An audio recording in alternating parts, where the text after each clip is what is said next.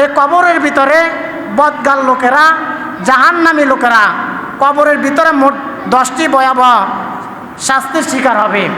তার মধ্যে 1 নাম্বার হচ্ছে, যখন ফেরেশতারা কবরের মধ্যে 3টি প্রশ্ন করবে, তখন বদগাল লোকেরা, নাফরমান লোকেরা, জাহান্নামী লোকেরা জবাব দিতে পারবে না। ফেরেশতারা কবরের মধ্যে 1 নাম্বার প্রশ্ন করবেন, মার রব্বুকা, তোমার রব কি? তখন ওই ব্যক্তি বলতে পারবে না। ও ব্যক্তি বলবে, লা আদরি, আমি তো জানি না। এরপর 2 নাম্বার প্রশ্ন করা হবে, ওমা দিনুকা, তোমার দিন কি? ওই ব্যক্তি তখন বলবেন, আমার কোনো দিন ছিল না, আমি কোনো দিন দুনিয়াতে মানি নাই। 3 নাম্বার বলা হবে, ওমান নাবিয়ুকা, তোমার নবী কি? সে তখন বলতে পারবে না। যখন 3টি প্রশ্নের উত্তর দিতে পারবে না, আল্লাহ তাআলা বললেন, আনকাযাবা আবদি, আমার বান্দা মিথ্যা কথা বলেছে, ফাআফরিশু লাহু কবরাহু মিনান নার, তার কবরের মধ্যে জাহান্নামের আগুনের বিছানা বিছিয়ে দাও। নাউজুবিল্লাহ।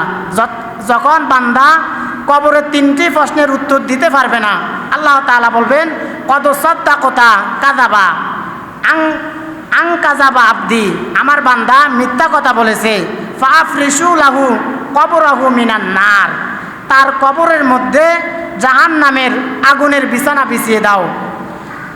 ওই ব্যক্তিকে তোমরা জাহান্নামের আগুনের পোশাক পরিধান করিয়ে দাও।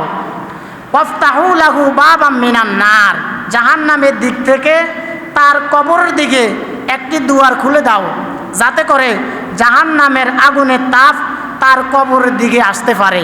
অর্থাৎ আপনি যখন কবরের 3টি প্রশ্নের উত্তর দিতে পারবেন না, তখন থেকে আপনার আযাব শুরু হয়ে যাবে। এরপর 5 নাম্বার, তার কবরটাকে ছোট করে দাও। আপনার কবরটা যদি 3.5 হাত থাকে, যখন আপনি কবরের প্রশ্নের উত্তর দিতে পারবেন না, তখন আপনার কবরটা একেবারে ছোট হয়ে যাবে।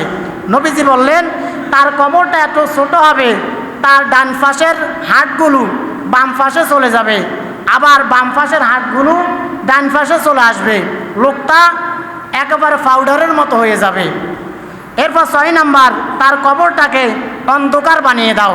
যখন প্রশ্নের উত্তর দিতে পারবে না, তখন তার কবরটা আর আলোকিত হবে না, তার কবরটা একেবারে অন্ধকার হয়ে যাবে।